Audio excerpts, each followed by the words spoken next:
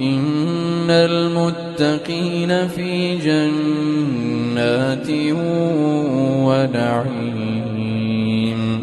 فاكهين بما آتاهم ربهم ووقاهم ربهم عذاب الجحيم